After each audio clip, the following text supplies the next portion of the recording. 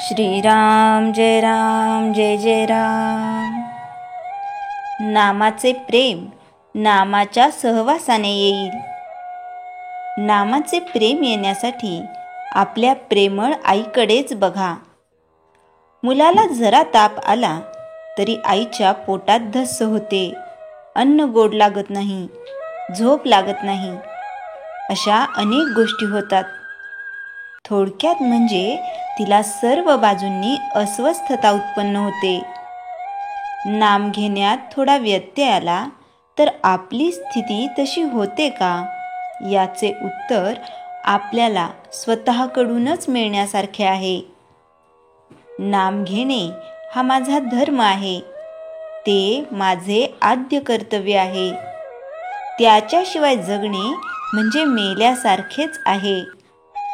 नाम घेण्यात माझे आत्यंतिक हित आहे, किंबहुना मी नामाकरताच जन्माला आलो आणि तद्रूप होऊनच जाईन, इतक्या प्रज्वलित भावनेने नाम घेणे जरूर आहे।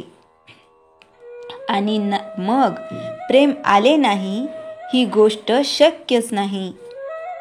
प्रेम येत नाही याचा अर्थच हा की आम्ही नाम खऱ्या आस्थेने घेत नाही।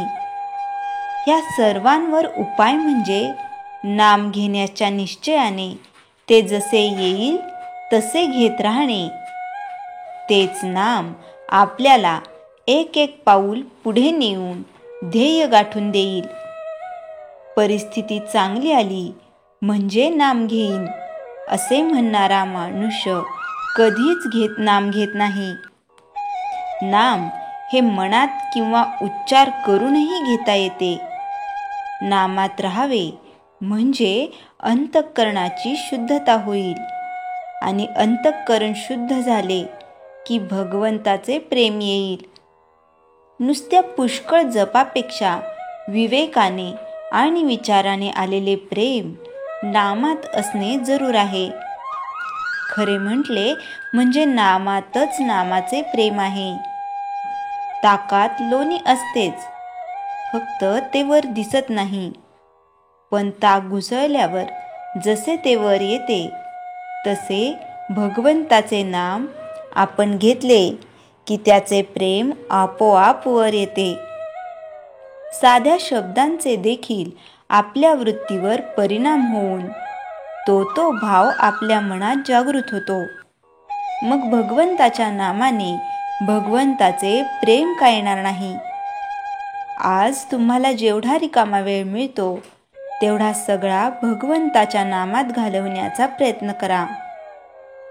पुष्कळ दिवस एका घरात राहिल्याने त्या घराविषयी आपल्याला प्रेम येते ना। प्रपंचाचे प्रेम आपल्याला सहवासाने आले आहे, तसे नामाच्या अखंड सहवासाने त्याचे प्रेम आपोआपच येईल। उठता बसता चालता बोलता आपण अनुसंधान ठेवण्याचा प्रयत्न करावा। कोणतेही व्यसन कालांतराने पचनी पडते आणि मग मनुष्य जास्त त्याच्या अधीन जातो। अफूचे पहा, दिवसेंदिवस त्या माणसाला जास्त अफू लागते। त्याप्रमाणे भगवंताच्या चिंतनाचे आपल्याला व्यसन लागले पाहिजे। कोणतीही चांगली गोष्ट साधायला कठीण असणारच, पण अगदी थोड्या श्रमात पुष्कळ साधून देणारे नामासारखे दुसरे साधन नाही। म्हणून नेहमी मनाने नाम घेत असावे। श्रीराम जय जय राम। चैतन्यवाणी। नामाचे प्रेम यायला एक गुरूंना ते आवडते म्हणून घ्यावे, किंवा दुसरे नामातच माझे कल्याण आहे या भावनेने घ्यावे। श्रीराम जय जय राम। जयाच्या जनी जन्मनामार्थ झाला, जयाने सदा वासनामात केला, जयाच्या मुखी सर्वदा नाम कीर्ती, नमस्कार तया ब्रह्मचैतन्य मूर्ती। श्रीराम जय जय राम।